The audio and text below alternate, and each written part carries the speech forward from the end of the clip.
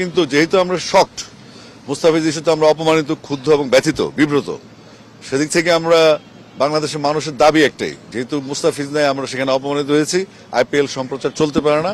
এবং আমি যতটুকু পাবলিক পালস পড়েছি, এখন তো আসলে নতুন প্রজন্ম 24 জুলাই বিপ্লবের পর নতুন একটা জেনারেশন তৈরি হয়েছে, যাদের স্বপ্ন এবং যাদের শপথ, তাদের চিন্তা ভাবনা আলাদা। তো তাদের পালসটা আমাদেরকে ধরতে হবে যে নতুন প্রজন্ম কি ভাবছে। তো সেই হিসেবে তারা দেশের আত্মসম্মান, দেশের মানুষের সম্মান, দেশের খেলোয়াড়দের সম্মান নিয়ে খুব সেন্সিটিভ।